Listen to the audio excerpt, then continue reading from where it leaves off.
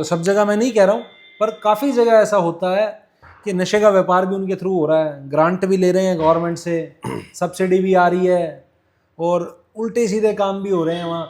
और अब वहाँ क्या है, वहाँ एक प्रेस्टीज की इमेज तो बन गई बहुत बढ़िया, काम वही हो रहे हैं नीचे। तो ऐसा तो कुछ उठाने की कोशिश पंकज के दिमाग में तो नहीं आई खुराफात, यार इधर से तो नेगेटिव चल रहा हूँ मैं, अब इसको मैं इस इमेज से लेके चलता हूँ, ऐसा तो नहीं था? आप नशा किस चीज को मानते हो? जो आप कर रहे थे क्या वो नशा नहीं था? चिट्टे को नशा मानते हो? आपने ही कहा कि मैं नशा करता रहूं, नशा खरीदता हूं, तो आपके शब्दों को ही लेके चल रहा है हूं ना? मैं। देखो भाई, आज से हजारों साल से नशा चल रहा है। आपने देखा होगा कहानियों में फीम का जिक्र, है ना? अब क्या है, अब जो आप भांग बोलते हैं, चरस बोलते हैं, वो कुदरती है, नेचुरल है। लेकिन दवाई के रूप में एक उपयोग होना, क्योंकि अफीम का जैसे आप नाम ले रहे हैं तो ओपियोइड्स दवाइयां हैं बहुत सारी, और अभी जब थोड़ी देर पहले हम चर्चा कर रहे थे तो आपको नशा छुड़ाने के लिए दवाइयां दी जा रही थी।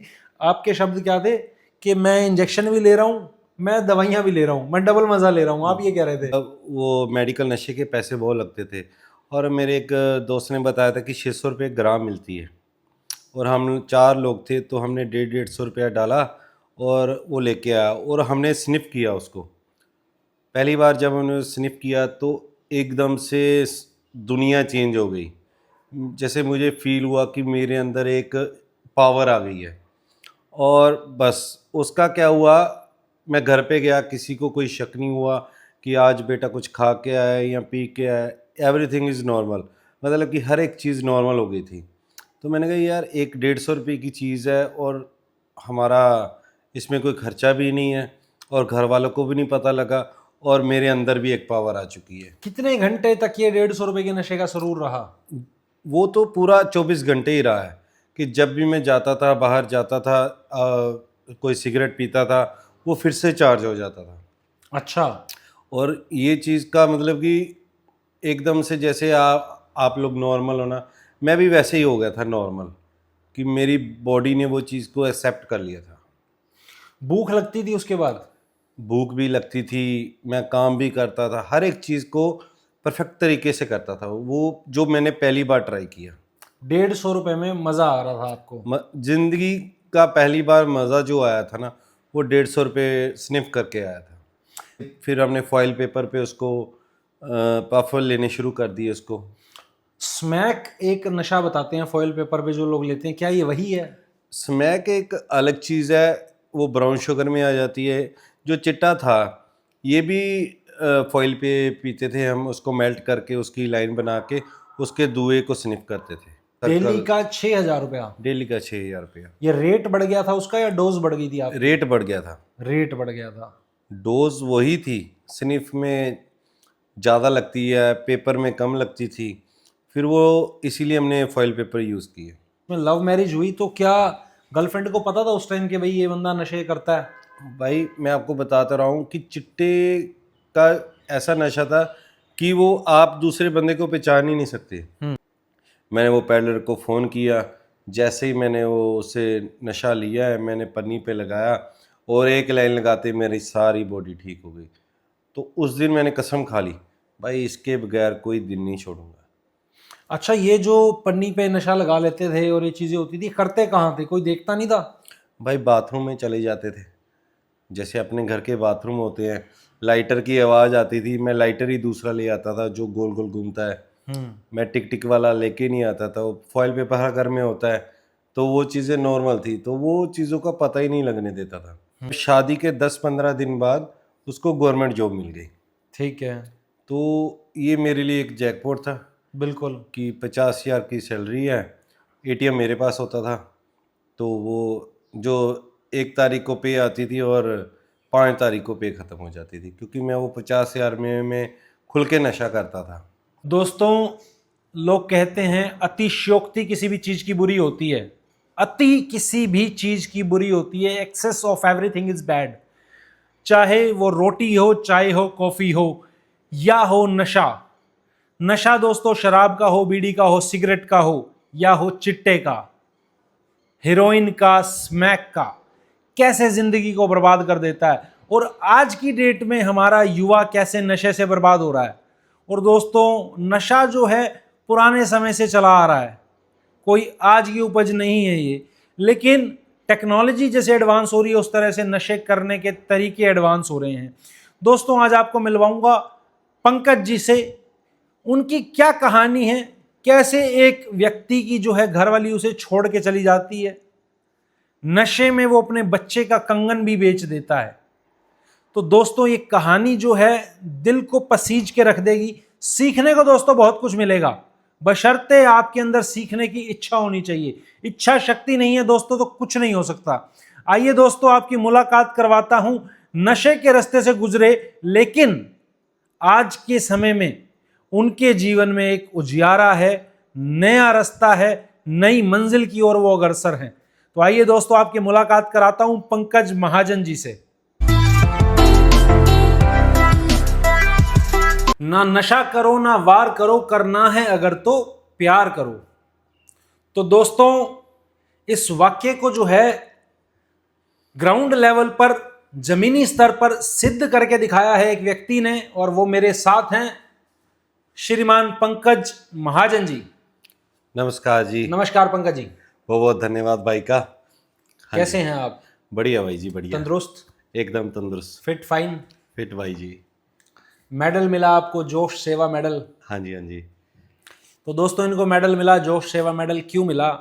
जैसा कि मैंने कहा, ना नशा करो ना वार करो, करना है अगर तो प्यार करो। तो नशा छोड़कर प्यार करने का रास्ता कैसे अपना लिया और सफर कैसे शुरू हुआ और अभी तक जारी है, कहां तक ये सफर जाएगा, इस बारे में आज हम बात करेंगे पंकज भाई से। भाई साहब कितने साल लगातार नशा किया? भाई जी मैंने 2007 से लेके 2017 तक ये नशा किया लगातार। और खुल के कह रहे हो आप ये बात? भाई खुल के ये चीज़ें बोलूँगा तो मेरे जो भाई देखेंगे जो नशा कर रहे हैं उनको पता लगेगा कि नहीं, ये चीज़ एक रियलिटी है। अच्छा, क्या क्या नशा ट्राई करा है पंकज भाई? भाई वैसे तो मैंने 2003 से शराब का आदी हो गया था। अच्छा, वैसे 2007 से दूसरे ड्रग्स में आए, लेकिन शराब 2003 से शुरू कर दी थी। 2003 से मैंने शराब पीना, जैसे दोस्तों के साथ जाते थे, तो जब मैं स्कूल से बाहर निकला तो दोस्त मिले, हमने पैसे मिलते थे घर से डेली का 500, और जाना बार में जाना, वहाँ पे जाके दोस्तों के साथ सारा दिन शराब पीनी, फिर घर पे आना। ये सिस्टम चलता रहा, पूरा 1-1.5 साल चलता रहा।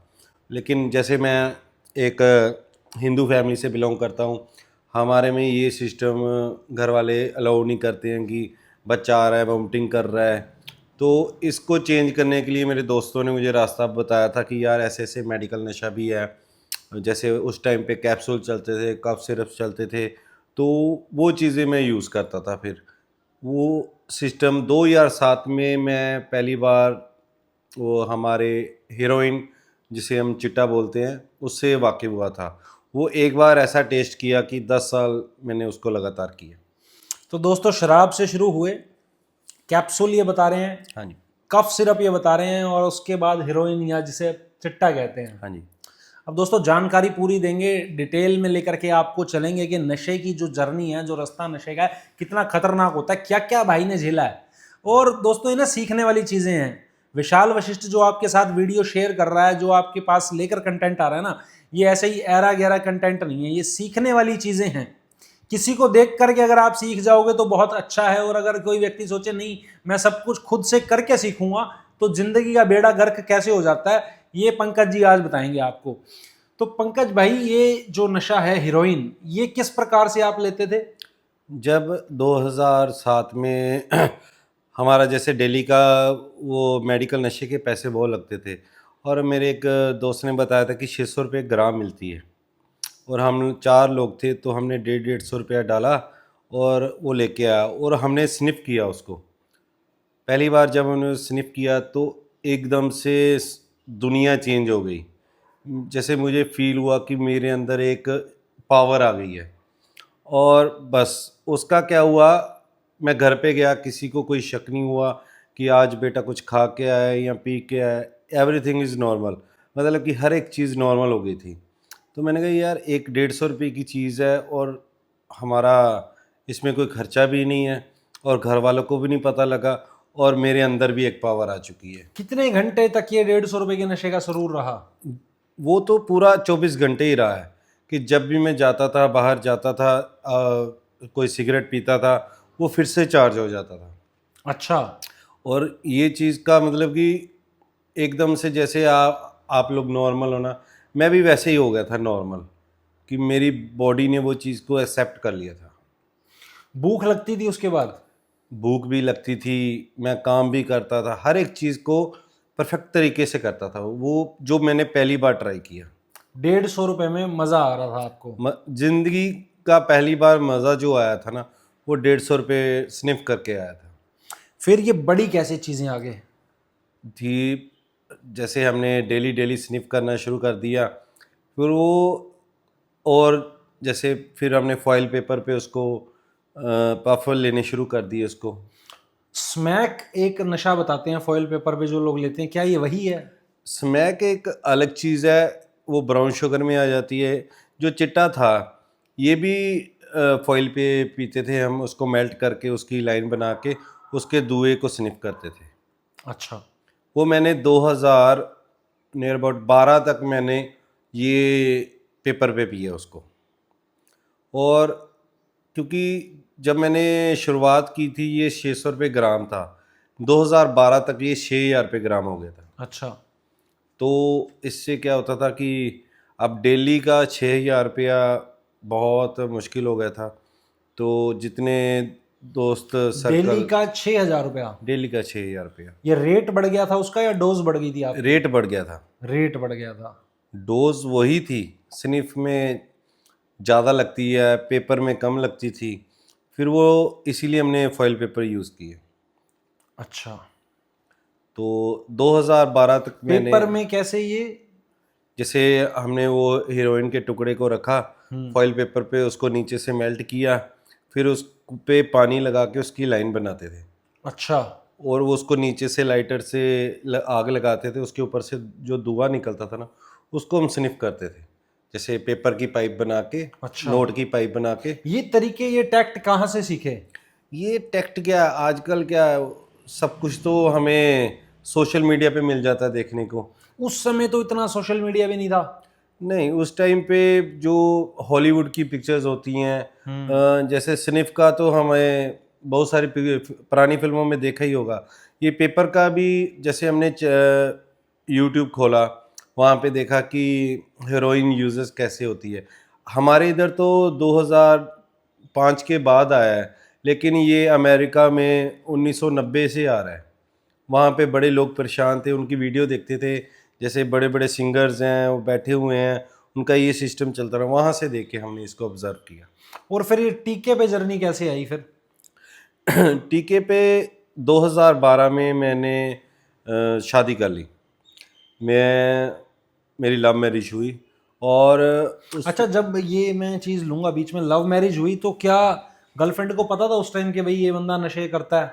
भाई मैं आपको बताता रहा हूँ कि चिट्टे का ऐसा नशा था कि वो आप दूसरे बंदे को पहचान ही नहीं सकते। क्योंकि मेरे साथ रात को तो कोई नहीं, मैं ही होता था अकेला, तो दूसरे बंदे को पता ही नहीं लगता है कि ये बंदा नशा कर रहा है कि नहीं। क्योंकि जैसे हम पानी पीते हैं, खाना खाते हैं, वैसे ही नशा था मेरे लिए कि मैं नशा करूँगा, मैं नॉर्मल हो जाऊँगा। वो मेरी बॉडी इस हिसाब से हो गई थी कि मैं नशा करता था और नॉर्मल हो जाता था। अच्छा, और नशा नहीं करते थे तो क्या दिक्कत होती थी? वो भाई एक बार मेरे साथ इंसिडेंट हुआ था। मेरे को नहीं पता था कि ये चिट्टे की कोई तोड़ भी होती है, मतलब कि इसके कोई बॉडी को प्रॉब्लम भी होगी। मैं एक बार रात को, मेरे को नहीं मिला वो नशा, तो मैंने कहा चलो कोई बात नहीं, मैंने एक शराब की बोतल ले गया घर पे। तो रात को 12 बजे होंगे, तो मेरे अंदर है ना, मेरी टांगे दर्द होना शुरू हो गई, बॉडी में पसीना आना शुरू हो गया। मैंने कहा यार आप क्या करूँगा, क्योंकि वो नशा मेरे को सुबह मिलना था। तो मैंने क्या किया, वो उसका एक गिलास पूरा नीट शराब डाली और उसको मैं पी गया, और मैं फिर चला गया बेड पे। तो सिर घूमा मेरा 15-20 मिनट, आधा घंटा, मैंने कहा चलो नींद आ जाए, मैं सुबह नशा ले लूँगा। वो आधे घंटे 1 घंटे बाद, उसके बाद जो तड़प हुई, मतलब कि जैसे मैं हवा में उड़ रहा हूँ ना, इतनी दर्द हो रही थी। पूरा शरीर मैंने चुन्नियों से बांध लिया। मैं मतलब कि इधर उधर चल रहा हूँ कि बस कैसे कैसे करके सुबह का टाइम निकल जाए। जैसे मैं सारी रात तड़प के निकाला, मेरे घर वाले मेरे पाँव दबा रहे हैं कि ऐसा है, वो बोल रहे इसको हॉस्पिटल ले जाते हैं। पर मेरे को पता था मेरे को ये नशा मिलेगा, तो फिर मैंने सुबह 6 बजे घर वालों को बोला मेरे को आप पैसे दो, मैं हॉस्पिटल जा रहा हूँ। मैंने वो पैडलर को फ़ोन किया। जैसे ही मैंने वो उससे नशा लिया है, मैंने पन्नी पे लगाया और एक लाइन लगाते ही मेरी सारी बॉडी ठीक हो गई। तो उस दिन मैंने कसम खा ली, भाई इसके बगैर कोई दिन नहीं छोड़ूंगा। अच्छा, ये जो पन्नी पे नशा लगा लेते थे और ये चीज़ें होती थी, करते कहाँ थे? कोई देखता नहीं था? भाई बाथरूम में चले जाते थे, जैसे अपने घर के बाथरूम होते हैं, लाइटर की आवाज़ आती थी, मैं लाइटर ही दूसरा ले आता था जो गोल गोल घूमता है। मैं टिक टिक वाला लेके नहीं आता था, वो फॉइल पेपर हर घर में होता है। तो वो चीज़ें नॉर्मल थी, तो वो चीज़ों का पता ही नहीं लगने देता था। ये तो घर वालों को तब पता लगा जब मैं लोग पैसे मांगने घर पे आना शुरू हो गए, घर का सोना गायब होना शुरू हो गया, पैसे गायब होने शुरू हो गए, घर की चीज़ें बिकनी शुरू हो गई। तब घर वालों को पता लगा कि ये बंदा इस नशा पे करता आएंगे पंकज भाई। अब शादी का जो किस्सा है, वहां चल रहे थे हम। है। शादी कर लेते हो आप, और वाइफ आपकी जो है गवर्नमेंट एम्प्लॉय। हाँ तो ये मतलब ये मोती दान करने वाला एक सिस्टम होता है समटाइम्स, कि भाई जिसकी बीवी सरकारी नौकरी लगी हुई हो, तो वो बंदा कहता है कि भाई हाँ, टेंशन आधी तो कम है क्योंकि सरकारी नौकरी है। नहीं, जब मेरी शादी हुई थी ना भाई, मैंने लव मैरिज की थी, तब उस टाइम पे वो नौकरी नहीं कर रही थी सरकारी। अच्छा, उस टाइम पे वो प्राइवेट जॉब कर रही थी। ठीक है। जब शादी के 10-15 दिन बाद उसको गवर्नमेंट जॉब मिल गई। ठीक है। तो ये मेरे लिए एक जैकपॉट था बिल्कुल। कि 50,000 की सैलरी है, एटीएम मेरे पास होता था। तो वो जो 1 तारीख को पे आती थी और 5 तारीख को पे ख़त्म हो जाती थी, क्योंकि मैं वो 50,000 में मैं खुल के नशा करता था। हम्म। तो उनको भी कोई, क्योंकि मैं साथ में एक अपना बिजनेस भी कर रहा था, हमारा खुद का फ्रूट बिजनेस था कि हमारी मंडी में भी शॉप थी। तो जितनी होलसेल का काम बहुत था, तो पैसे का मेरे को जो उसके पैसे होते थे उसका हिसाब किताब मैं बराबर कर देता था। तो ये सिस्टम चलता रहा, मतलब कि 1 साल सिस्टम ये चलता रहा जी। कि मेरे को मतलब कि बड़े इजीली हो गया था मैं, क्योंकि मेरे को 50,000 रुपये वाइफ का आ रहा है, 50-60 हज़ार बिजनेस का आ रहा है। तो मेरे लिए 1 लाख रुपये में नशा 1 महीने का बड़ा इजीली हो रहा था, क्योंकि मैं लाता था 2,000 रुपये का नशा डेली का। तो बड़े आराम से मेरा पूरा सिस्टम सही था उस टाइम पे। तो फिर 2013 में हमारी मेरे घर बेटी ने जन्म लिया। तो मेरे को उसमें भी कोई वो ज़्यादा खुशी नहीं या कुछ भी है उसमें आए। हम मेरे को लालच होता था, अब बच्चा पैदा हुआ है, वो लड़की के घर वाले चैन डाल के गए, सोने की चीज़ें रख के गए, कैश दे के जाते हैं, प्रोग्राम करते, वो सारी चीज़ें मेरे को सिर्फ वो नशा ही दिखता था। ये सारी चीज़ें मेरे नशे के लिए आ गई हैं। आपने क्या किया? उन चीज़ों का बेच दी क्या? हाँ, मैं बस बहाने लगा देते थे कि यार इन चीज़ों को बेच दो, मतलब कि किसी के पैसे देने हैं या मैं काम शुरू कर रहा हूँ, ये सारी चीज़ें हो जाती थी। झूठ बोल करके घर का सामान बेच देना और फिर उन पैसों का नशा कर लेना। भाई जिस दिन नशा मुंह को लगा ना, मैंने उस दिन से सच बोला ही नहीं कभी घर वालों को। तो दोस्तों, आप लोगों में से क्या किसी की कहानी इनसे मिलती है, या आपके किसी करीबी की कहानी इनसे मिलती है, जहां आपको लगता है कि हाँ, हमारा बच्चा झूठ बोलता है, हमारा वो भाई बंधु, हमारा दोस्त यार, हमारा रिश्तेदार ऐसा है, ऐसी हरकतें वो करने लगा है? तो take proper advice for him her, क्योंकि अगर एक बार पैर फिसल गए, एक बार इंसान गलत रास्ते पे चला गया, ट्रैक पे आना नामुमकिन है। अब पंकज भाई कैसे ट्रैक पे आए हैं, वो कहानी भी आपको बताएंगे। गुड़िया हो गई, हरकतें नहीं सुधरी। अच्छा, ये तब तक इंजेक्शन पे आ चुके थे आप? नहीं, तब तक नहीं, मैं इंजेक्शन में आया था 2014 में। अब क्या हो गया कि वो जो मैं पैसे थे, जैसे मेरी जो पहली बीवी थी उसके वो गाड़ी का किराया होता है, मैं 5-5 महीने वो किराया नहीं देता था। तो एक बार क्या हो गया, वो गाड़ी वाले ने उसको बोला कि आप गवर्नमेंट जॉब करते हो, आपसे 1,000 रुपया किराया नहीं दिया जा रहा महीने का, और आपका 5,000 रुपये बैलेंस है, मतलब कि उसके सभी टीचर्स के सामने उसकी इंसल्ट की। तो फिर वो उसको घर आके वो सारा सिस्टम पता लगा कि वो आप 1,000 रुपया नहीं दे रहे हो। तो मैंने कहा वो ऐसे बोल रहा होगा, कहते उसने मेरे को सभी टीचर्स के सामने बोला है। तो उस टाइम पे हमारी जो है नोक-झोंक शुरू हो गई।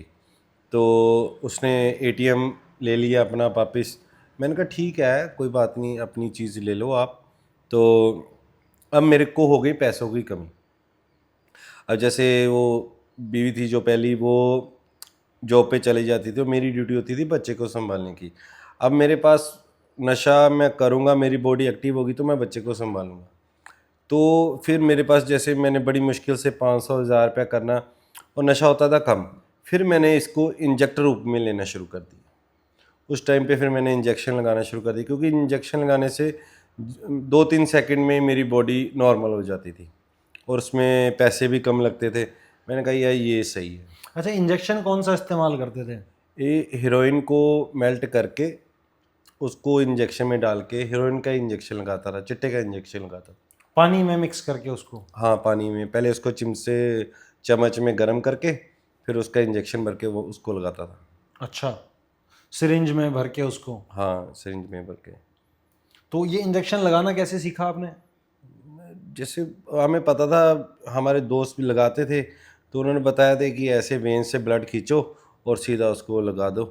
तो ईज़िली था वो, कोई ज़्यादा नहीं, क्योंकि आर्म्स में वेन्स तो नॉर्मल दिखती हैं, तो बड़ी ईज़िली लग जाता था कि ऐसे रस्सी बांधनी है और जो हमारी वेन्स होगी वो बाहर आ जाएगी, उससे ब्लड खींचना है और इंजेक्ट लगा देना है। सिरिंज आपको मिल जाती थी इजीली? हाँ, नॉर्मल थी सिरिंज। तो कोई भी सिरिंज ले आते थे या कोई छोटी मोटी, इसके अंदर कुछ फ़र्क होता था? नहीं, वो लेके आते थे, वो 5 ml की जो सिरिंज होती है नॉर्मल, बोल देते थे कि दर्द का इंजेक्शन दे दो। वो कोई पेट में दर्द हो रही है या पथरी की दर्द हो रही है, वो साथ में इंजेक्शन मिल जाता था। तो वो चीज़ें नॉर्मल मिल जाती थी। तो मतलब सीधा चिट्टे को आप गर्म करके और पानी वानी में मिक्स करके डायरेक्ट इंजेक्ट करते थे? हाँ। कोई दवाई का इस्तेमाल उसमें नहीं करते थे वो? नहीं, कोई दवाई नहीं। कुछ ऐसे भी नशे होते हैं जिसमें दवाई के साथ उसको मिक्स करके लोग लेते हैं? नहीं, जो जितनी देर मैंने नशा किया, मैंने सिर्फ चिट्टे को ही मिलाया उसमें।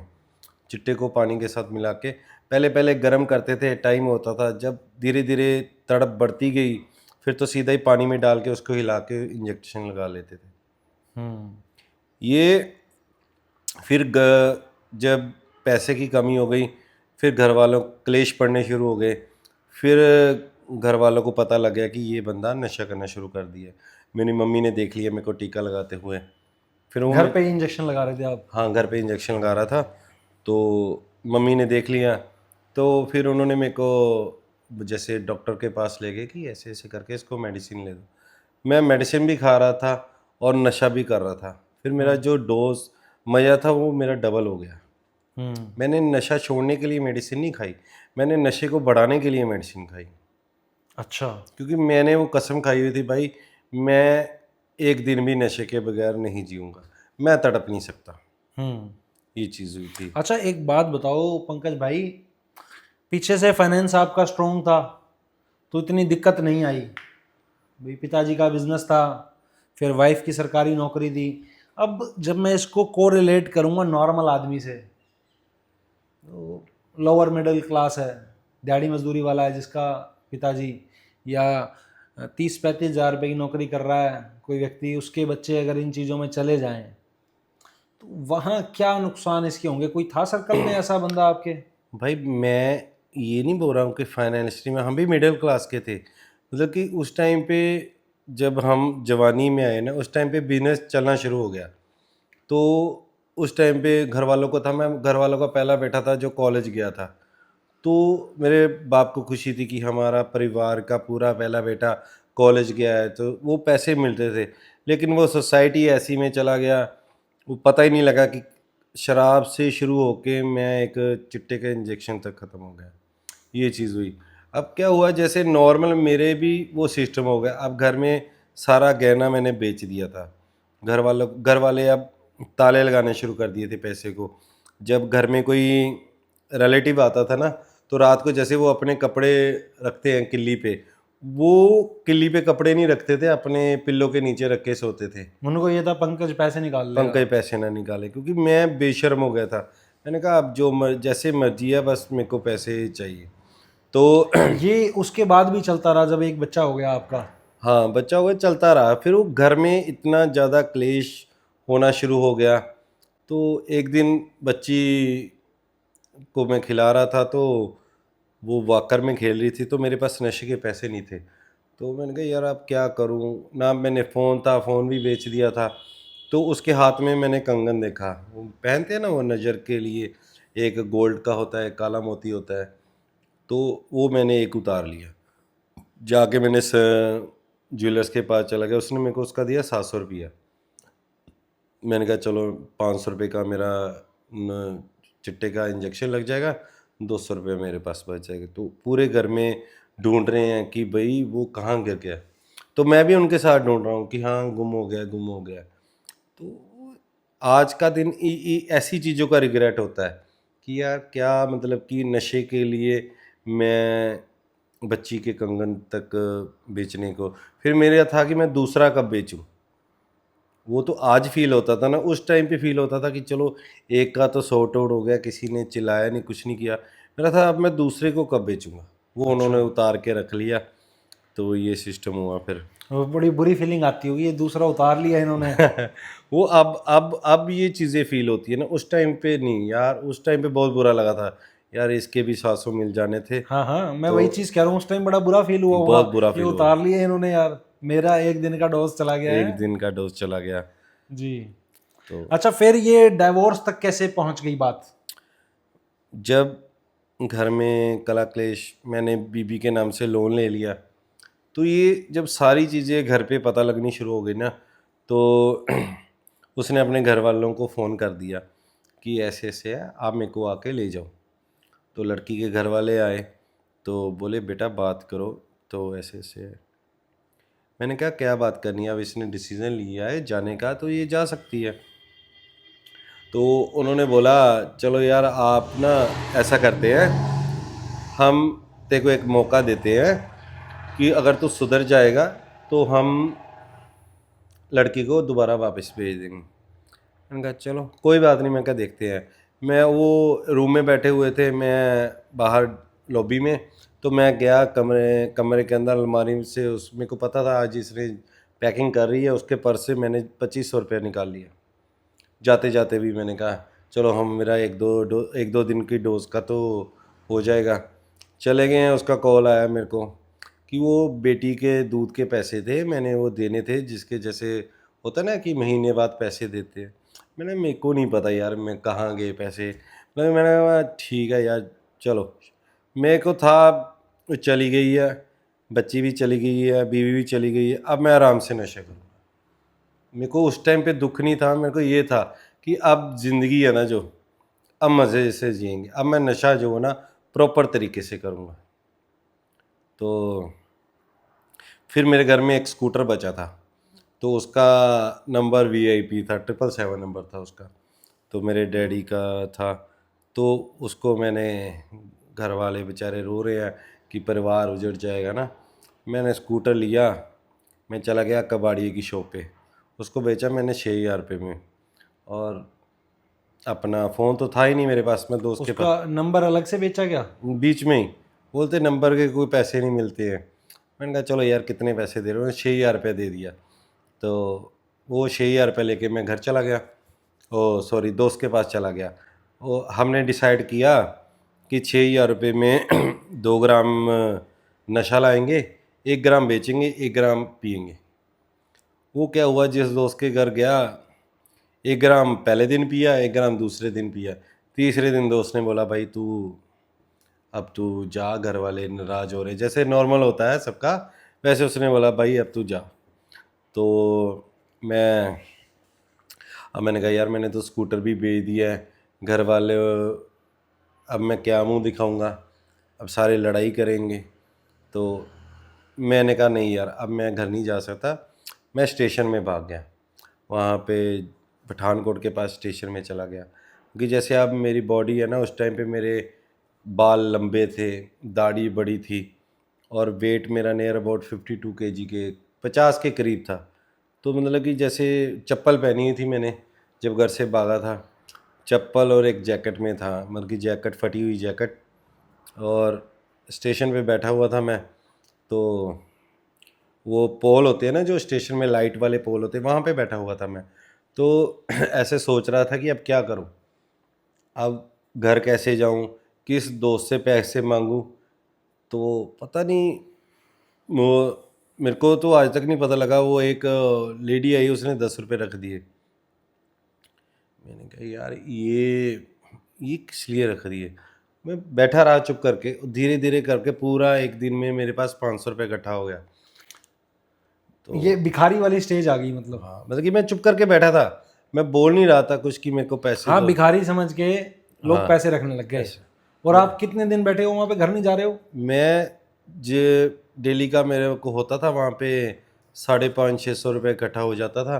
500 का मैं डेली का नशा करता था, और वहाँ पे लंगर होता था एक दिन का, तो वो लंगर करके मैं लंगर खाता था और नशा करता था। ये सिस्टम चला भाई 18 दिन। तो फिर मैंने घर पे फ़ोन किया, तो मम्मी से बात हुई। तो मम्मी ने बोला यार बेटा, चल बेटा तू आ जा घर पे, कोई बात नहीं, तो सही तरीके से इलाज करवा अपना, तो चलो कोई बात नहीं। मैं चला गया घर पे। ये डिवोर्स के बाद की बातें हैं? डिवोर्स हुआ नहीं ना, वो तो वाइफ वहाँ पे चली गई, उसके घर वाले लेके चले गए अच्छा। कि चलो बेटा तेरे को एक मौका देते हैं। तो और उसके बाद आप स्टेशन पे बैठ करके? हाँ, घर से भाग गया हम्म। कि मेरे यार दोस्त संभाल लेंगे, किसी ने संभाला नहीं जब तक पैसे थे। तो उसके बाद फिर मैं जब घर पे गया, तो घर वालों ने वहाँ पे मेरे को नशा मुक्ति केंद्र वालों को बुला लिया और मेरे को वहाँ पे ले गए। मैंने कहा यार, वो 4 बंदे आए, मेरे को उठा के ले गए। चलो, वहाँ पे रहा मैं 2 मंथ। पर वहाँ पे मेरी बस एक चीज़ थी कि यार मेरे को इस उठाया क्यों घर वालों ने। मतलब कि मेरे को बोल देते कि इलाज करवा ले बेटा, है ना। पर मेरे मन में था कि यार इन लोगों ने गलत किया है कि 4 लड़के मेरे को उठा के नशा छुड़ाऊ केंद्र में डाल दिया। तो 2 मंथ बाद उन्होंने कोर्ट केस फाइल कर दिया। उसकी वो जो डेट होती है, मेरे को आना पड़ना था, तो घर वाले मेरे को लेके आ गए। तो 2 मंथ बाद मैंने आते ही बोला उनको, दिवाली का टाइम था, मैंने बोला पैसे दो, मैंने कपड़े लेने। घर वाले बड़े खुश, अब बच्चे की सेहत भी बन गई है, ठीक हो गया है। तो उन्हें 2,000 रुपया दिया, और सबसे पहले मैंने जाके फिर उसका इंजेक्शन लगाया। मैंने कहा कपड़े कुपड़े भाड़ में जाए, मैंने उसका इंजेक्शन लगाया। अच्छा, मतलब 2 महीने की भूख ऐसे भरी हुई थी अंदर, कपड़े के नाम के पैसे लिए और टीका लगाया है। हाँ, तो फिर वही डेली का काम शुरू हो गया। तो अब क्योंकि उस टाइम थोड़ा बहुता बॉडी एक्टिव हो चुकी थी, 2 मंथ का गैप पड़ गया था, तो अब मेरे को ना मतलब कि जीने का मज़ा नहीं आ रहा था। मैंने कहा यार क्या, क्योंकि हर कोई बातें सुना रहा है, घर पे बैठो रोना है कि तेरी वजह से ये हो गया, बाप हो रहा है काम को ख़त्म कर दिया, भाई बोल रहा है मैं किसी को मुंह दिखाने के लायक नहीं है। मतलब कि ये सारा सिस्टम ना, मेरे को ये लग रहा था यार अब क्या है। तो एक दिन मैं ऐसे रूम में बैठा हुआ था, मम्मी के फ़ोन पे ना मैसेज आया कि आपकी ये जो एफडी थी वो कंप्लीट हो गई है, अब ऐसे ऐसे करके पैसे। मैंने साइन चेक निकाला मम्मी वाला, तो नकली साइन करके मैंने बैंक में गया, तो वो चेक से मैंने पैसे निकाल लिए 2.5 लाख रुपया। और 2.5 लाख के उस टाइम पे 2,500 रुपये ग्राम थी। तो मैं सीधा गया नशा बेचने वाले के पास, उससे मैं 100 ग्राम हीरोइन लेके आ गया। तो मैंने कहा यार ये नशा करके ना मैंने अपने आप को ख़त्म कर लिया। 100 ग्राम इकट्ठी दे दी उसने? हाँ, 100 हालांकि ग्राम। देते नहीं है, आप रेगुलर कस्टमर थे तो दे दी उसने। हाँ, जो जैसे वैसे उस टाइम पे 3,000 रेट था, तो वो मैंने बोला इकट्ठा ही दे दे मेरे को। तो उसने मेरे को 2,500 के हिसाब से 100 ग्राम हीरोइन ली मैंने। तो आ गया मैं घर पे, कि पैसों का तो किसी को पता भी नहीं था कि ये पैसे ऐसे करके। फिर मैंने क्या करना, जब मेरी आंख खुलनी है मैंने इंजेक्शन लगाना। जब मेरी आंख खुलती थी, अगर मैं सुबह उठ गया 10 बजे, इंजेक्शन इंजेक्शन लगा के मैंने सो जाना है। फिर 2 बजे आंख खुली है, फिर इंजेक्शन। मतलब कि दिन के 5, 7, 10 जितने इंजेक्शन लगाते वो लगाता था। तो एक दिन अब क्या था, वो गलत टीका लग जाता, जैसे जो मेरी नाड़ियाँ थी ना वो ब्लॉक होनी शुरू हो गई, क्योंकि किसी टाइम गलत इंजेक्शन लग जाता था बार बार। मतलब कि आप 5 साल से मैं नाड़ियों में इंजेक्शन लगा रहा हूँ, तो उसका बुरा हाल हो गया था नाड़ियों का। तो मैं पाँव पाँव की एड़ियों में जहाँ जहाँ पे मेरे को वेन्स दिखती थी ना, मैंने वहाँ पे इंजेक्शन लगाना शुरू कर दिया। मैं जैसे ये मैंने थाइज़ है, मैंने इंजेक्शन लगाया, यहाँ से ब्लड आ रहा है तो मैं यहाँ पे इंजेक्शन लगा देता था। मेरे को बाद में जब वो सूज जाती थी, मेरे को बाद में पता लगता था कि ये तो मसल ब्लड है ना, एक वेन्स का ब्लड अलग होता है, मसल ब्लड अलग होता है। मेरे इतने इतने बड़े पाँव हो गए थे, थाइज़ मोटी हो गई थी। मतलब कि जहाँ पे इंजेक्शन लगता है ना प्राइवेट पार्ट में, ये नेक पे, ये जहाँ जहाँ पे मैं इंजेक्शन लगा सर मैंने लगाया। तो एक दिन मैं मतलब कि बाथरूम में बैठा हुआ था, तो मैं न्यूड बैठा हुआ था बाथरूम में। तो सुबह सुबह उठा, मेरे को बड़ी तड़प हो रही थी, तो मैं अपने इंजेक्शन और नशा लेके बाथरूम में चला गया। तो मैं इंजेक्शन लगाने की कोशिश कर रहा हूँ, वो टीका लग ही नहीं रहा है। मैंने पाँव में, मैं सीधा ही ऐसे करके लगा देता था, पाँव में या बाइसेप्स पे, ये आर्म पे, हर एक जगह, पेट पे ट्राई कर रहा था कि मैं बड़ा तड़प रहा था मैं कि यार अब ये मैं इंजेक्शन लगाऊं तो लगाऊं कैसे। तो मतलब कि वो जो तड़प थी वो बढ़ना शुरू हो गई, और मैं अपना खून ही नहीं निकल रहा था बॉडी से। तो मैं अपना खून देखने के लिए तड़प रहा था, तो सामने शीशा था, मैंने शीशे पे सर मारा तो वो खून निकला। फिर मेरे को थोड़ा सा हुआ यार अभी बॉडी में खून है, मैं इंजेक्शन लगा सकता हूँ। तो मैं सोच रहा था अब लगाऊंगा। अब ऐसे करके मैं बैठा हुआ था कि आईब्रो के पास एक नाड़ी ने ब्लिंक किया। मैंने कहा यहाँ पे लगाते हैं। मैंने कहा अगर मैंने यहाँ पे लगाया ना तो मैं मर जाऊँगा, क्योंकि इसमें तो सीधा ही कनेक्शन, दिमाग फट जाएगा। मैंने बोला, पर मैंने कहा चलो मरना है ना, तो मैंने उसको इंजेक्शन को भरा, यहाँ पे रस्सी बांधी है माथे पे। मैंने मैंने कहा मरना मंजूर है, क्योंकि जो नशेड़ी होता है ना बड़ा कमज़ोर दिल का होता है। क्योंकि आपने कभी देखा नहीं होगा कि नशेड़ी है, उसको नशा नहीं मिला, वो रेलगाड़ी के नीचे आ गया या छत से छलांग लगा दी, कोई नहीं आपने देखा होगा। वैसा ही मेरा दिल था, बड़ा कमज़ोर दिल था। मैंने कहा यार ऐसे करते हैं, नशे की ओवरडोज करते हैं, अपने आप को ख़त्म करते हैं, घर वालों को मैं कब तक परेशान करूँगा।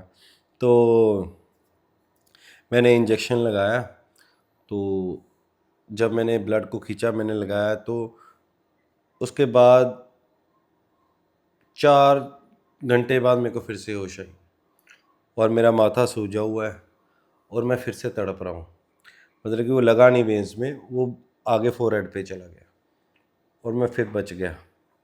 और मैं अरे यार मैं करूँ और क्या करूँ, मतलब कि डॉक्टर के पास मेडिसिन भी खा ली, नशा मेरे पास है, इंजेक्शन मेरे पास है, मैं उसको लगा नहीं सकता था, मैं मतलब उसको खा भी नहीं सकता था। ये था ना कि भूख लगी है मैं नशे को खा लूँ।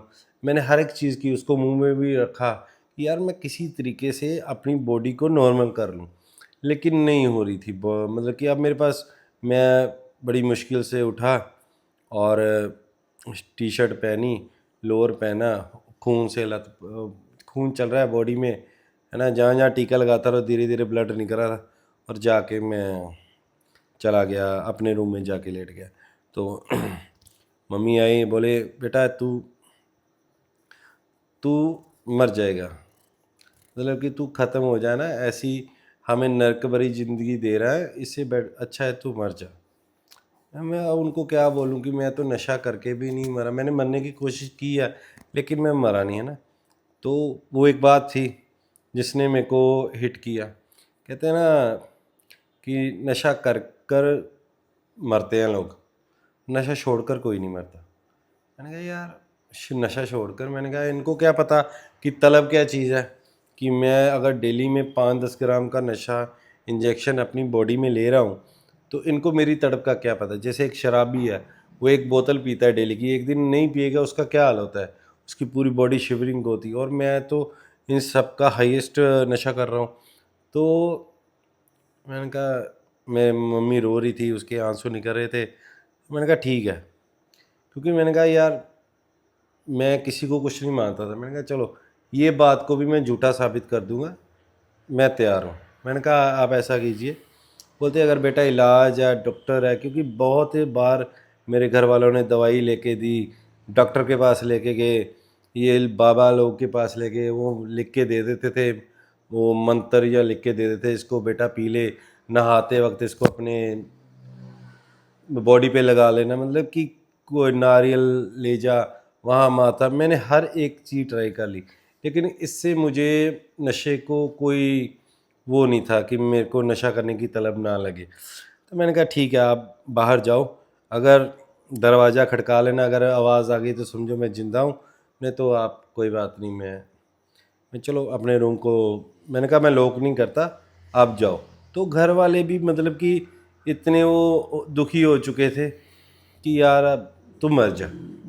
तो मैंने कहा चलो ठीक है, मैं मतलब कि जब मैं तड़पना मेरा हो चुका था, जब मतलब कि धीरे धीरे समा बढ़ता गया, मैं मतलब कि अपने मुंह में मैंने वो रुमाल, वो चादर को बांध लिया अपने, कि मेरी चीखों की आवाज़ बाहर ना जाए। मैं कभी इधर पटक रहा हूँ टांगों को, कभी इधर पटक रहा हूँ, मतलब कि कभी मुझे ठंड लग रही है, कभी मुझे 1 सेकंड बाद गर्मी लग रही है। वो मंथ था 14 जुलाई का दिन था वो पहला। तो मैंने कहा कोई बात नहीं, अब मर जाऊंगा, है ना, किसी हार्ट अटैक आ जाएगा या कुछ हो जाएगा, मैं मर जाऊंगा। वो सारा दिन मैं तड़पता रहा, कभी मैं इधर अपनी पूरी बॉडी पे चादरें बांध रहा हूँ, अपने मुंह में चुन्नी बांध दी है मैंने कि मेरी चीखें बाहर ना जाए, कि घर वाले ये ना सोचे कि, है ना, कि ये। तो पूरा दिन मतलब कि मैं तड़पता रहा। और रात को आप जुलाई मंथ में कितनी गर्मी होती है, हमारे रूम, मम्मी के रूम में ना एसी लगा हुआ था, तो पार्टीशन होता है बीच में, मतलब कि एक एसी होता है ना, वो एक स्प्लिट एसी होता है, एक विंडो एसी था। तो मैंने क्या किया, विंडो एसी को अपने अपने रूम का जो उसका ब्लोर होता है ना, उस तरफ अपना एक बिस्तर डाल दिया, और सीधा मेरी जो उसकी ब्लोर की गर्म हवा थी ना, वो मैंने लेनी शुरू कर दी कि यार मैं ठंड से बच जाऊँ। मैं रजाइयाँ ले रहा हूँ, एकदम गर्मी लगनी शुरू हो जा रही है, एकदम ठंड। ये जो पहला दिन गुजरा ना, मेरे को जैसे वो फील हो रहा था जैसे मैं नरक में हूँ। वहां से शुरुआत हुई नशा छोड़ने की। हाँ, नशा छोड़ने की शुरुआत मैंने मरने के लिए की, कि यार अब मैं मतलब कि नशा छोड़ के मर जाऊंगा, कोई मेडिसिन नहीं खाऊंगा, कुछ नहीं करूंगा, मैं मर जाऊंगा। फिर धीरे धीरे वहां से छोड़ते चले गए। धीरे मतलब कि जैसे पहला दिन गुजरा, मतलब कि अगर मैं खाने की तो कोई, मतलब कि खाना तो है ही नहीं था, मतलब कि पानी पीता था वो पचे जाता था, अगर कोई और चीज़ खाता था वो वॉमिटिंग आ जाती थी। मतलब कि मैंने, मतलब कि एक, क्या बोलते हैं इसको, 12 बाय 12 के कमरे में मैंने अपने आप को कैद कर लिया। कितने दिन लगे वहां पर? भाई मैं कम से कम, जो तड़पन जो मेरी थी वो कम से कम चली है, जो बहुत हाई मतलब कि बुरी तड़प थी, वो चली 7-8 दिन। तो पर मेरे को नहीं पता लगता था, मैं 7-8 दिन में सोया हूँ, क्योंकि अब कोई डॉक्टर लोग बोलेंगे यार ये हो ही नहीं सकता, 7-8 दिन बंदा नहीं सोएगा। अब ये 5-10 ग्राम भी तो किसी लाइन में नहीं है कि बंदा इतनी हाई डोज में नशा कर सकता है। तो मैं नहीं सोया, और पानी और लिम्का लिक्विड कोई भी चीज़ उसको ऑब्जर्व करता था। फिर 7-8 दिन बाद धीरे धीरे बॉडी में जो वो दर्द थी ना, वो कम होना शुरू हुई। मैंने कहा यार पहले मतलब कि कैसे था, मतलब कि जैसे 8वें दिन क्या हुआ, मैं घड़ी में टाइम देखा, मैंने कहा यार 12 बज के 2-3 मिनट हुए थे। तो ऐसे करते करते शायद मेरी आंख बंद हो गई, तो मैं टाइम देखा मैंने, तो आंख बंद हो गई। तो मैंने कहा शुक्र है नींद आ रही है, मैं सो गया। और 12 बज के 5 मिनट में मेरी आंख खुल गई, और वो 2 मिनट की नींद में मुझे इतना रिलैक्स महसूस हुआ। मैंने कहा यार सही में 2 मिनट में मेरे को लगता था जैसे मैं 2 सालों की नींद को पूरा किया। मैंने कहा नहीं यार। फिर धीरे धीरे वो सूप मम्मी ने बनाना शुरू कर दिया। फिर धीरे धीरे करके मैं 17-18 दिन बाद जब अपने रूम से बाहर निकला हूँ ना, मैंने अपने घर की गली में गया, धूप को मैंने देखा, मैंने कहा पहली बार मैंने धूप को मतलब कि बॉडी पे महसूस किया कि यार ये धूप है, मतलब कि धरती को पैर लगा के देखा यार ये धरती है, मतलब कि पहली बार मैंने होश में इन चीज़ों को फील किया। काफ़ी लंबे समय के बाद में। चलिए, अब ये जो आपने बताया किस्सा, ये छोड़ने का है। हम्म, एक स्ट्रगल फेज था 18 से 20 दिन, उसके बाद और भी समय लगा। हम्म। अब इन बिटवीन डिवोर्स जो वो लेकर के चले गए थे, वो कहाँ पर जो है अलग हो जाते हैं, आप सेपरेट कैसे हो जाते हैं वो? मतलब कि मेरे को जैसे 3 मंथ हो गए थे, मतलब कि मैं नशे से क्लीन था, तो उन्होंने कोर्ट केस कर दिया। कोर्ट केस के साथ उन्होंने वुमेन सेल पे मतलब कि वो भी केस कर दिया, और उसमें उन्होंने इल्ज़ाम लगाया कि ये बंदा नशा करके अपनी बेटी को बेच देगा, और ये बंदा अपनी बीवी को मारता है, पीटता है, मतलब कि बंदा सच नहीं। में कभी नशे में मारा था क्या? मैंने कभी अपनी बीवी पे हाथ नहीं उठाया, ना ही मैं, क्योंकि मेरे को तो सिर्फ नशे से प्यार था, मतलब कि मेरे को दुनियादारी से कोई नफरत नहीं थी। मेरे पैसे हो जाते थे, मेरे लिए वही बहुत बड़ी बात होती थी। तो मैंने कहा यार ठीक है, कोई बात नहीं, चलो। उन्होंने केस लगाया है, वो लॉयर ने इल्ज़ाम लगाते ही हैं, तो मेरे को ले गए पुलिस वुमेन सेल के जो वहाँ पे, तो बुलाया उन्होंने हमारी सारी फैमिली को, मेरे को, लड़की को, सभी को बुलाया। तो मतलब कि वहाँ पे जो मेरी जलील हुआ हूँ, मतलब कि वो एक ऑफिसर था, उसने बोला था कि नशेड़ी कभी सुधर नहीं सकता, मतलब नशा नहीं छोड़ सकता नशेड़ी। हाँ, नशेड़ी कभी नशा नहीं छोड़ सकता, कभी सुधर नहीं सकता है। बोलते आप मतलब कि कोई भी मुहावरा है ना कि वो सही हो सकता है, जैसे बोलते हैं ना कुत्ते की दुमनी सीधी हो सकती, बोलता वो सीधी हो सकती है, लेकिन नशेड़ी कभी नशा नहीं छोड़ सकता। और इसी बात को मैं लेकर के आऊँगा। अब काफ़ी समय बीत गया, अवार्ड मिलने लग गए आपको, आप लोगों को सुधारने लग गए। खुद से नशा छोड़ने के बाद आप मिसाल बन गए लोगों के लिए। आज की डेट में लोग बुलाते हैं कि हमारे बच्चे की हेल्प करो। आज की डेट में क्या सिगरेट, बीड़ी, शराब, बियर, गुटखा कुछ लेते हैं या सब बंद है 100%? भाई अभी 8 साल हो जाने इसी जुलाई मंथ में, मैं हर एक प्रकार के नशे से दूर हूँ, अल्कोहल से, हर एक प्रकार के नशे से दूर हूँ, स्मोकिंग नहीं करते आप? हर एक प्रकार के नशे से दूर हूँ। कुछ भी नहीं करते? हाँ, कॉफ़ी पीते हैं अपने भाई दोस्तों के साथ, हंसी मजाक करते हैं, इन चीज़ों का नशा करते हैं। जेल गए कभी? पुलिस वालों ने उठाया कभी नशे के चक्कर में? बहुत बार उठाया, पकड़े गए? बहुत बार पकड़ा गया, बहुत बार मार खाई है। तो वो लकी होता था कि बच जाते थे, घर वाले बेचारे कि मिन्नतें करके छुड़ा लाते थे। कम सामान होता था आपके पास, या इतना सामान भी आपके पास पकड़ा गया कि जमानत नहीं हो सकती थी? नहीं, कम ही होता था। मैं मतलब कि अपने पीने के लिए लेके आता था, और वो वार्निंग देते थे कि यार सुधर जा, अपने बेटे को सुधारो, ना कि अगर इसको हमने केस डाल दिया, ये कभी सुधर नहीं पाएगा, ना ही कभी बाहर आ पाएगा। अच्छा, कभी दोस्तों के साथ भी लड़ाई हुई? आपके साथ ऐसे इंसिडेंट हुए कि मैं लेकर के आया था ये चीज़, तूने यूज़ कर ली है, तेरे तो पैसे कम होते हैं, मेरे पैसे ज़्यादा हैं, इस तरह की चीज़ें भी हुई हैं? भाई हुई हैं। एक बार मेरे पे मैं घर से अपनी जो वाइफ थी उसको छोड़ा मैंने, उसकी जो गाड़ी है, तो किसी ने हमला किया है पीछे से, मेरी यहाँ पे रोड मारी है, और मैं 11 दिन कोमा में रहा हूँ, और ये मेरी पूरी आर्म तोड़ी हुई, ये पार्ट, ये लेग का पार्ट, ये एक साइड उन्होंने पूरी तोड़ दी थी। और मेरे को याद नहीं है कि वो लोग कौन थे। जब मैं 11 दिन बाद मतलब कि मेरे को होश आई है, मैंने देखा यार मेरी पूरी बॉडी पे मशीनें लगी हुई हैं, मेरी आर्म्स ऐसे करके रखी हुई है। तो आज तक मेरे को पता नहीं लगा, मतलब कि माइंड में यहाँ पे वो उन्होंने रॉड मारी थी, वो क्लोट्स जम जाते हैं, वो जो नाड़ी होती है ना, उसमें क्लोट जम गए थे, वो ऑपरेशन किया उन्होंने। 11 दिन बाद मेरे को होश आई है उस चीज़ की। तो पता ही नहीं था कौन मार रहा है, को पता ही नहीं लगा वो आज तक। किस्सा याद ही नहीं है, क्यों मार के चले गए आपको? मेरे को बस इतना याद था कि मैं बीवी को छोड़ने गया हूँ। उसके बाद जब मेरी आँख खुली, मैं हॉस्पिटल, वो लोग बोल रहे हैं इसने किसी के पैसे देने होंगे, कोई बोल रहा है कि मोटरसाइकिल, मतलब कि पापा का मोटरसाइकिल था, तो मोटरसाइकिल भी नहीं था वहाँ पे। और मेरी मतलब कि जैसे मेरे को लोगों ने उठा के हॉस्पिटल में रखा है। वो 1.5 साल बाद वो पुलिस स्टेशन में वो मिला था मोटरसाइकिल। अच्छा, पूरा किस्सा आज तक याद नहीं है? नहीं, वो किस्सा आज तक याद नहीं है। नशे नशे में ऐसी ऐसी हरकतें हो गई।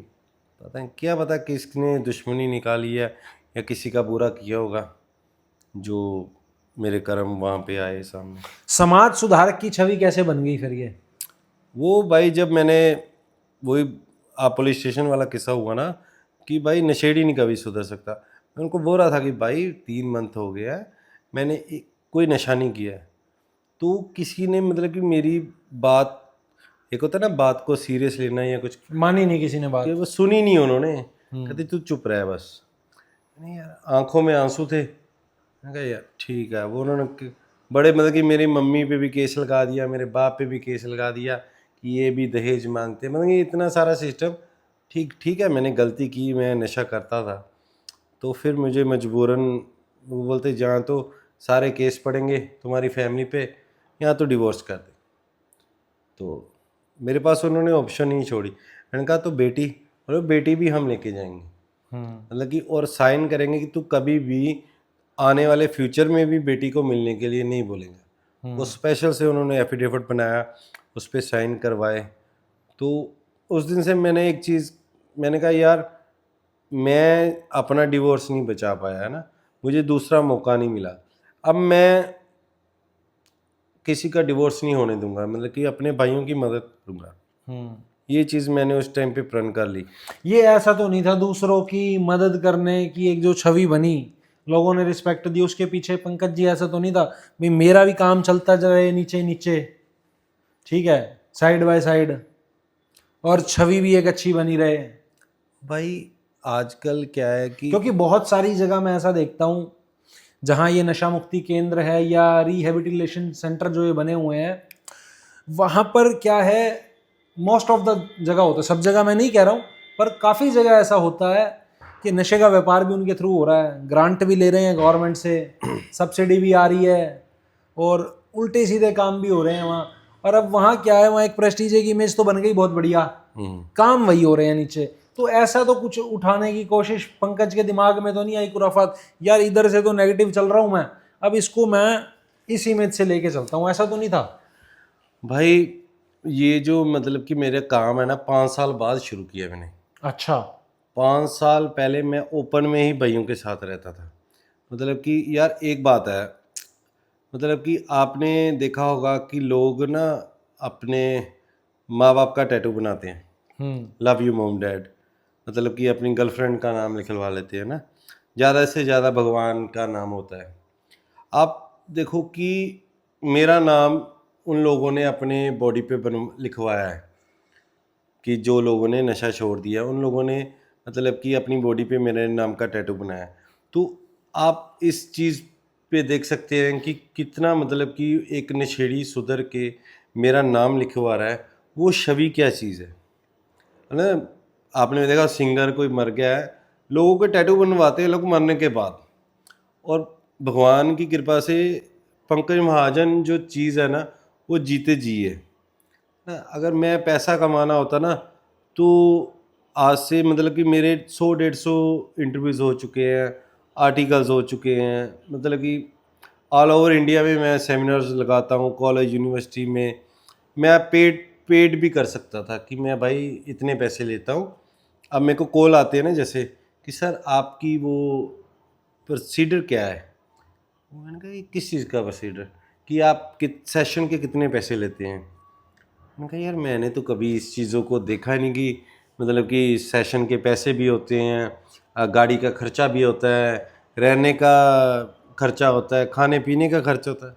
मैंने कहा यार मेरे जो आवाज़ है वो मेरे आने वाले, क्योंकि देखो हमारी स्टोरी में क्या होता है कि जो लोग नशा कर रहे हैं उनको तो मैं नहीं सुधार सकता, लेकिन मेरे जो लेक्चर्स होते हैं ना वो स्कूल्स में ज़्यादातर मैं प्रेफर करता हूँ, क्योंकि अगर मुझे स्कूल में पता लग गया होता ना कि भाई नशा करने से ये हालत होती है, तो मैं शायद एक बार शराब पीने के बारे में सोचता कि यार मेरे को पीनी चाहिए कि नहीं पीनी चाहिए। ये चीज़ें हमें अवेयरनेस बहुत ज़रूरी है हर एक चीज़ का। जैसे कहते हैं ना, पहले वो एक चीज़ होती थी कि HIV के बारे में बहुत अवेयरनेस थी। आपने देखा होगा कि वर्ल्ड एड्स डे मनाते हैं। अब जिन लोग एड्स ही नहीं है वो क्यों मनाते हैं? वर्ल्ड पूरा एड्स डे मनाता है, लेकिन वो HIV तो है नहीं, जिनको है वो मनाएं, लेकिन पूरा दुनिया वो चीज़ मनाती है। ऐसे ही मैं चाहता हूँ कि नशे को लेके अवेयरनेस बढ़े, कि जैसे मेरे जो साथ है भाई है ना, 540 के करीब भाई होंगे जिन्होंने नशा छोड़ दिया, और 100 से लोगों ने अपनी बॉडी पे एक भाई ने फ़ोटो बनवाई है, कोई इधर टैटू बनवा रहा है चेस्ट पे, कोई बाजू पे, मतलब कि उन लोगों को एक ज़िंदगी मिली है। तो ये चीज़ है कि पैसा एक अलग चीज़ है। देखो, हमने सरवाइव करना है, उसके लिए काम बहुत ज़रूरी है, क्योंकि मैं अपने घर पे नशेड़ियों को नहीं रख सकता था। मैं 5 साल मतलब कि बाहर एक रूम ले लिया था मैंने रेंट पे, कि भाइयों को रखूँगा, ऐसा करूँगा, लेकिन वो क्या थी कि उनका खाने का, रहने का, फिर इस चीज़ के लिए मैंने रिहैबिलिटेशन को मैंने चुना। मैंने कहा नहीं यार। पंकज भाई, ऐसा कहते हैं भाई, सरकार जो होती है ना देश में किसी भी, जैसे भगवान की मर्जी के बगैर पत्ता नहीं हिलता धरती पे, ऐसी गवर्नमेंट इन्वॉल्वमेंट के बिना ना कुछ हो नहीं सकता। तो ये जो नशा फैल रहा है, अक्रॉस द बॉर्डर्स नशा आता है, गवर्नमेंट इन्वॉल्वमेंट्स कुछ लोग कहते हैं कि है, चाहे वो पुलिस प्रशासन है या हमारे नेतागण हैं। आपको क्या लगता है कितना इन्वॉल्वमेंट रहता है इनका, या ये हवाई बातें हैं? भाई, इस चीज़ का तो जवाब बड़ा मज़ेदार है। आप नशा किस चीज़ को मानते हो? जो आप कर रहे थे, क्या मतलब वो कि नशा नहीं था? चिट्टे को नशा मानते हो? आपने ही कहा कि मैं नशा करता रहूं, नशा खरीदता हूं, तो आपके शब्दों को ही लेके चल रहा है हूं ना? मैं। देखो भाई, आज से हज़ारों साल से नशा चल रहा है। आपने देखा होगा कहानियों में फ़ीम का जिक्र, हम्म। है ना? अब क्या है, अब जो आप भांग बोलते हैं, चरस बोलते हैं, वो कुदरती है, नेचुरल है। लेकिन दवाई के रूप में एक उपयोग होना, क्योंकि अफीम का जैसे आप नाम ले रहे हैं, तो ओपियोइड्स दवाइयां हैं बहुत सारी। और अभी जब थोड़ी देर पहले हम चर्चा कर रहे थे, तो आपको नशा छुड़ाने के लिए दवाइयां दी जा रही थी। आपके शब्द क्या थे कि मैं इंजेक्शन भी ले रहा हूं, मैं दवाइयां भी ले रहा हूं, मैं डबल मजा ले रहा हूं, आप ये कह रहे थे? भाई, बात तो वही आएगी ना। अब मैंने क्या, अब शराब लीगल हम्म। है ना, कि मतलब कि 100 मीटर की दूरी पे दुकान है। पहले वो वर्ड होता था एक ना, हमारे पंजाबी में वर्ड था एक, डैडी जी ना पियो शराब, मेनू लिया दो एक किताब। अब वो चेंज हो गया है, डैडी जी रज के पियो शराब, ताही आएगी मेरी किताब। मतलब कि अगर बाप ज़्यादा शराब पिएगा तो मेरी किताब आएगी। उसका कहने का मतलब है कि जितना मतलब कि 60% जो उसका पैसा है वो गवर्नमेंट के पास जा रहा है शराब का, वही जो है वो टीचर्स की पे में आ रहा है। मतलब कि अगर शराब पिएंगे तो उसको स्कूल में किताबें फ्री मिलेंगी। मतलब कि हमारा प्रोसेस जो है ना, बहुत घूम गया है कि नशा हमने, अब हमारे पंजाब में क्या बोलते हैं कि चिट्टे को नशा मानते हैं। अब शराब को कोई नशा नहीं मानता। अगर मैं शराब ना पीता तो मैं मेडिकल नशा ही ना करता, और मैं दूसरी तीसरी स्टेज पे ना जाता। अगर मेरे को पता था कि शराब एक नशा है। अब मेरे साथ है कितने लोग शराबी हैं, मतलब कि अपनी बीवी को मार रहे हैं, कोई गली में गिर रहा है, वो शराबी लोग ही हैं। मतलब कि अवेयरनेस जो चीज़ है ना, वो बहुत ज़रूरी है। आप कभी नशे को ख़त्म नहीं कर सकते। मैं 2007 में नशा करना शुरू किया था, और आज 2025 हो गया है। मतलब कि लगा लीजिए 18 साल में 3 सरकारें आई, तो तीनों में नशा है। अच्छा, वोटों के टाइम पे नशा बिकता देखा है आपने क्या, और फ्री में बंटता दिखा है क्या? मैंने कभी नशा जो है ना, शराब तो मैंने देखी है, लेकिन ये नशा बिकते नहीं मैंने कभी देखा, कि मैं ऐसे बोल दूं कि नशा बिकते नहीं मैंने देखा। मैं चिट्टे को बिकते नहीं देखा मैंने ऐसे। ये चीज़ है। वे हम लोगों को ना पहले अपने, ये कितना, शराब तो चलिए मैं ये मानता हूँ ठेके हैं या ब्लैक में अवेलेबल हो जाती है। चिट्टा जो चीज़ आप बता रहे हो, या कोई और कोकीन हीरोइन है या किसी और तरह का पाउडर सब्सटेंस है, ये इतनी आसानी से अवेलेबल नहीं होता है। इसकी रीच कैसे आ जाती है आम आदमी तक? भाई अब सब कुछ इजीली हो जाता है आजकल। ऑनलाइन चीज़ें चल पड़ी हैं, ऑनलाइन ही नशा। आप पैसे डालोगे, आपके वो जगह बता देंगे, आप वहाँ से जाके नशा उठा लो। साइट्स बनी हैं कि नशा लेने के लिए साइट्स बनी हैं। आप, ये चीज़ें बहुत नॉर्मल हो गई हैं। नशे को हमारे एक इंजेक्शन की सिरिंज लेना ना जो, वो बहुत मुश्किल काम है। नशा लेना बहुत इजीली है। मतलब कि वो सिरिंज जो है ना वो नहीं मिलेगी आपको। आप ब्लैक में कोई 500,000 की दे दे तो दे दे, नहीं मिलेगी। नशा मिल जाएगा इजीली। अब दोबारा शादी कर चुके हो? हाँ, 2023 में मैंने दोबारा शादी की। जी। क्योंकि अभी मेरे को ना जितने इंटरव्यूज़ होते हैं ना, मतलब कि जितने भी सिस्टम हुआ वहाँ पे बड़े लोग मतलब कि मेरे को गाली देते हैं, या मतलब कि बुरा बोलते हैं कि तूने 2 लोगों की ज़िंदगी बर्बाद की है ना। अगर तू सुधर जाता तो तेरी बीवी की ज़िंदगी बर्बाद। लेकिन मैं वो भाई के माध्यम से ही बताना चाहता हूँ कि 2019 में उसने दूसरी मैरिज कर ली, जो कि मेरी माँ वो दुख सहन नहीं कर पाई। और 2020 में वो एक छोटा बच्चा था, उस बच्चे को दुख के विछोड़े की वजह से मेरी मॉम जो थी उनको हार्ट अटैक आ गया। वो अब इस दुनिया में नहीं है। मतलब कि मैंने ये चांस इसलिए किया क्योंकि वो मैंने कोशिश की थी कि मतलब कि मैं दोबारा जाऊं। अब मेरे को अवार्ड्स मिल रहे थे, बड़ी कोशिश की, लेकिन उसने 2019 में शादी कर ली थी और अपने लाइफ में वो सेटल्ड है अपने हस्बैंड के साथ। उसका एक 2 बच्चे हैं, वो अपनी ज़िंदगी जी रही है। एक जो गुड़िया थी वो भी उन्हीं के साथ है? हाँ, वो कोर्ट में बोला गया था, कहते हैं नशेड़ी को बच्चा दे देंगे तो ये तो बेच देगा। मतलब कि अब नशा करने वाले बंदे की वैल्यू है ना जो, ज़ीरो है। तो मैं चाहता भी यही हूँ कि भाइयों इस चीज़ से दूर रहो। तो दोस्तों ये थी कहानी पंकज महाजन की, और विशाल वशिष्ठ इसी तरह के वीडियोस आपके लिए लेकर के आगे भी आता रहेगा। आज की वीडियो से आपने क्या सीखा? और मैंने पहले भी कहा, कोई आपके सर्कल में ऐसा व्यक्ति है तो उसको प्रॉपर गाइडेंस दीजिए, उसकी काउंसलिंग कराइए। साइकोलॉजी को समझना बहुत बड़ी चीज़ है। जब तक दिमाग में बदलाव नहीं आएगा ना, तब तक कुछ नहीं हो सकता दोस्तों। तो आज की कहानी आपको कैसी लगी? क्या आप सीख पाए इसमें से कुछ? कमेंट करके ज़रूर बताइएगा। हम आपसे दोबारा मिलेंगे अगली वीडियो में। और पंकज भाई, आपने समय दिया, बहुत बहुत धन्यवाद। धन्यवाद भाई।